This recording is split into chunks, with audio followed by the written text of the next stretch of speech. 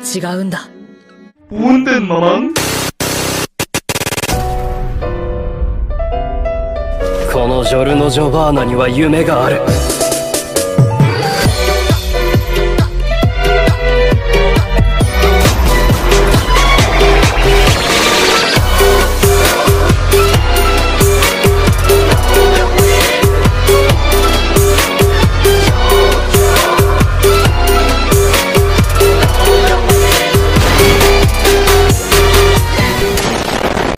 Yo konnichiwa, kembali lagi dalam pembahasan novel Shinka no Mi, dan pastinya ini lanjutan dari video yang kemarin. Buat yang baru hadir silahkan cek video sebelumnya di channel ini, agar nggak bingung sama jalan ceritanya, dan jika video ini bisa menghibur kalian, jangan lupa untuk memberi like dan subscribe-nya, agar kedepannya video di channel ini lebih membaik lagi. Ya udah siapin camilan kita langsung ke pembahasan. Kembali saat Seiichi ada di cengkraman Gyo-Gion, semua orang berteriak putus asa, karena merasa akan kehilangan Seiichi. Sementara Momorigami mengatakan, kenapa kamu nggak menghindar? Altria membenarkan ucapan Momorigami, karena seharusnya setelah melihat tentakul batunya dihancurkan, harusnya Seiichi bisa lebih waspada terhadap Gyo-Gion. Seiichi pun mulai beranggapan, kalau ucapan Altria ada benarnya, tapi itu cuma dari sudut pandang mereka. Sedangkan di sisi Gyo-Gion, saat ini merasa bingung melihat tangannya, gua juga nggak tahu kenapa sama tangan Gyo-Gion, karena nggak ada penjelasan detailnya. Tapi kemudian terdengar suara otak yang mengayakan, kamu kurang ajar, kamu nggak akan bisa melakukan apapun terhadap Tuan Seiichi. Dan ini adalah hal yang nggak biasa, kali ini, suara penyiar otak terdengar oleh semua orang, sedangkan di sisi Gyo-Gion, kebingungan mencari asal suara penyiar otak. Penyiar otak pun mengejek Gyo-Gion, jika kamu nggak bisa mengetahui keberadaanku, maka pemikiranmu itu sangatlah sempit. Gyo-Gion pun mengatakan, jangan mengejekku. Dengan kekuatan Yamato di tanganku, aku bisa menembus semua batasan di dunia ini.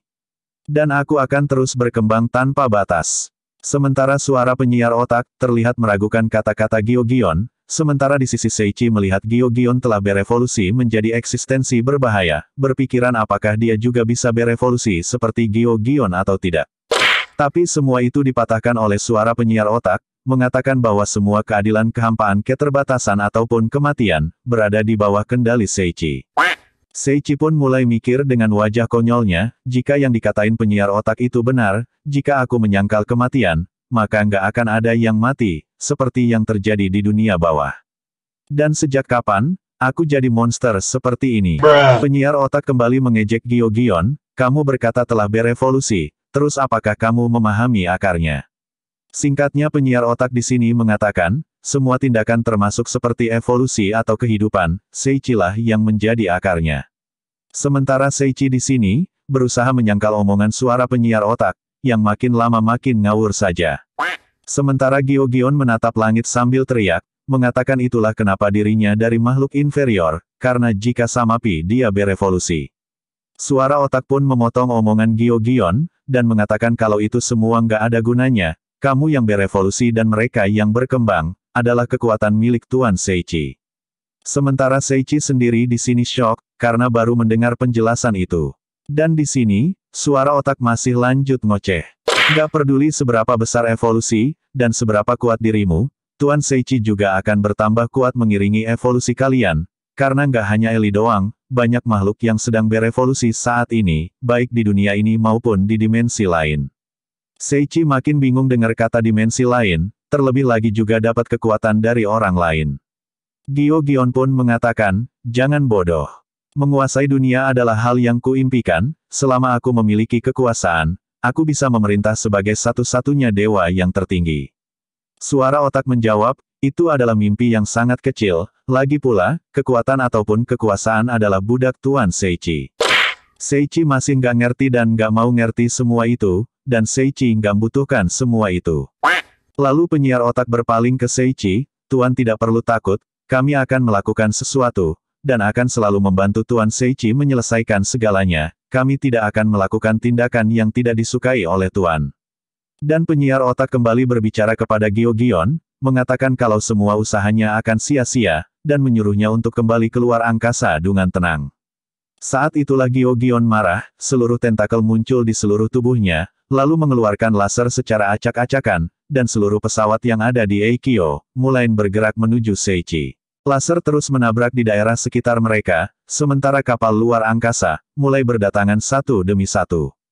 Di sini Momorigami pun mengatakan, jika terus begini, maka Eikyo akan rata dengan tanah, kita harus melakukan sesuatu terhadap Tuan Yamato. Dan tiba-tiba, Seichi melompat dengan sekejap sampai di tempat Yamato, lalu saat Seichi berpikir kalau bola itu adalah penghalang, tiba-tiba bola yang menyelimuti Yamato hancur. Seichi pun berkata, sepertinya, aku mulai sedikit mengerti, apa maksud pengumuman penyiar otak. Seichi pun meraih Yamato, dan mencoba untuk kembali turun. Tapi Gyo-Gion yang menyadari Seichi, langsung menyatukan tentakelnya, dan mengarahkannya ke arah Seichi dan Yamato berada. Tapi tiba-tiba, tentakel itu layu sebelum menyentuh Seichi. Gyo-Gion di sini nampak kecewa, karena melihat jurus istimewanya, dapat dipatahkan dengan mudah. Suara penyiar otak kembali mengatakan, kamu yang mengambil alih kekuasaan setelah menerima arahanku, benar-benar lucu. Nah jadi, semua pengumuman sebelumnya, adalah tipuan untuk dari penyiar otak, gua yakin pasti kaloan bingung apa maksudnya, ya tenang aja, gua di sini juga bingung anjay. Dan gak lama kemudian, seperti halnya 4 Raja Surgawi semesta sebelumnya, Gyo-Gion tumbang dengan sendirinya, karena kekurangan oksigen bagi tubuhnya. Dan saat Gyo-Gion telah benar-benar menghilang, pengumuman kembali mengatakan, bukankah menarik oh tuanku, kami menjadikan musuhmu sebagai hiburan, sehingga membuatmu nggak perlu susah payah mengangkat pedangmu. Seichi hanya bisa diam, dan cuma jawab iya doang. Kemudian Momorigi mendekati Seichi, sambil menanyakan apa yang sudah terjadi sebenarnya, ini karena Momorigami merasa bingung setelah ngeliat akhir dari Gyo-Gion. Tapi ya sudahlah, pandangan mereka kembali menuju kepada Yamato, yang sedang digendong oleh Seichi. Seichi pun memberikan Yamato kepada Momorigami, tapi wajah Yamato masih nggak berubah, dan anehnya dia malah ngerasa ketakutan. Negara luar sangat mengerikan, kata Yamato, di gendongan Momorigami. Gak lama kemudian, karena semua masalah dan pertempuran telah diselesaikan, bahkan kapal luar angkasa yang sebelumnya ada di atas mereka, kini telah jatuh satu persatu keluar Eikyo. Momorigami berniat, akan memeriksa kembali semua penduduk Eikyo, dan meminta Seichi untuk beristirahat di Eikyo, sebagai rasa terima kasih mereka. Lalu Seichi dan para melonnya bertanya, apakah mereka boleh menikmati pemandian air panas lagi, dan mencicipi makanan yang ada di sana. Momorigi pun mengizinkan semua itu, Seichi pun datang dan diundang Momorigami, ke sebuah kastil besar. Shin berpindah ke sebuah hutan, di sana terdapat Kanazuki dan yang lainnya, sedang berlari menembus hutan dan menuju perbatasan kerajaan Wimberg. Mereka tengah dikejar oleh tentara Kaiser, karena mereka ketahuan melarikan diri. Di sini para prajurit terus berteriak, supaya cepat menangkapnya, karena di perbatasan Wimberg, mungkin Black Holy Knight dan Sword Knight sedang ada di sana, tentara Kaiser akan kerepotan kalau sampai harus melawan mereka. Hutan berada di sebuah gunung di dekat kerajaan Wimberg, namun hutan ini memiliki banyak monster misterius yang tertidur di dalamnya, dan karena suara pengejaran yang terlalu ramai, membangunkan beberapa monster yang ada di sana. Sementara di sisi Souta bertanya kepada Kanazuki, seberapa jauh lagi, mereka akan berlari. Kanazuki menjawab kalau nggak tahu seberapa jauh lagi, tapi Kanazuki yakin harus tetap melewatinya. Nggak lama kemudian, setelah berhasil melewati gunung, sebuah padang rumput yang luas, membentang di depan mereka. Souta pun terlihat sedikit putus asa, karena setelah melewati gunung dan hutan yang rumit, mereka masih harus melewati sebuah padang rumput yang terlihat sangat luas. Bahkan Blue di sini juga mengatakan, bahwa kerajaan Wimberg nggak dapat didistorsi.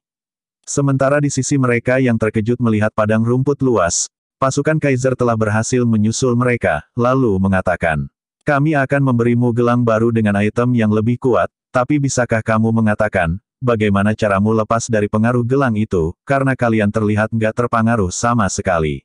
Mampus! Lalu Airin dan yang lainnya yang bergabung dengan Kanazuki mengangkat suaranya, kalian semua telah membodohi kami. Memang Kanazuki dan yang lain adalah seorang pahlawan, ada juga tim Agnos dari kelas F, tapi mereka bukanlah tandingan pasukan 100 Kaiser, yang rata-rata semuanya telah menjadi Transcendent. Agnos pun mulai memprovokasi pasukan Kaiser, tapi mereka mulai mendekat kepada Kanazuki dan pahlawan yang lainnya, akan memasangkan alat yang baru. Dan tiba-tiba, seorang prajurit mendengarkan sebuah suara di telinganya, lalu karena melihat ke suatu arah nggak ada apa-apa, dia pun mengabaikannya. Tapi nggak lama kemudian, suara itu terdengar semakin mendekat, bahkan di sini kelompok Kanazuki juga mendengarnya. Nggak lama mereka pun menyadari kalau suara itu datang dari atas. Dan tiba-tiba, sebuah benturan keras menabrak mereka, bahkan gelombang kejutnya menciptakan getaran dan juga angin besar di sekitarnya. Lalu ketika mereka membuka mata, di depan mereka terbentang sebuah lubang besar, antara kelompok Kanazuki dan para prajurit kaisar. Bahkan jika mereka memaksa melewatinya, mereka akan jatuh ke dalam kegelapan tanpa dasar, apalagi lubang yang memisahkan mereka berjarak 500 meter. Disinilah Kanazuki mengatakan kalau ini kesempatan mereka lanjut melarikan diri dengan selamat. Sementara itu di tengah jalan, mereka berhadapan dan dihadang dengan prajurit dengan baju zirah yang berbeda, dan setelah melihat bendera yang dibawa mereka, Bluet mengangkat kedua tangannya. Dan benar saja, itu adalah tentara pasukan Wimberg, dan di depan mereka, adalah seseorang dengan julukan Sword Knight, dan itu adalah Louis. Louis mengatakan, bukankah kalian adalah murid guru di akademi? Demikianlah Kanazuki dan yang lainnya merasa aman, setelah bertemu dengan Louis. Sementara mengenai lubang besar yang baru saja terjadi, mereka semua nggak ada yang tahu, kalau itu adalah ulah manusia, dan sisa serangannya melawan Night King, jauh di ujung alam semesta di luar sana. Kalian pasti cuma nonton, gua yakin kalian lupa, Night King adalah penguasa malam, jadi intinya itu adalah sisa serangan dari Seichi. Dan mungkin cukup sekian untuk pembahasan kali ini, kita akan lanjutkan ceritanya di video berikutnya. Jika video ini dapat menghibur kalian, jangan lupa untuk meninggalkan like dan subscribe-nya, agar kedepannya gua makin semangat lagi bikin videonya. Dan jika ada salah kata selama pembahasan mohon dimaafin, dan gua, Senku Anime, pamit nidurin diri, lalu biarin Mamang Diablo yang nutup videonya. 久しぶりの現世です。せいぜい楽しむとしましょうか。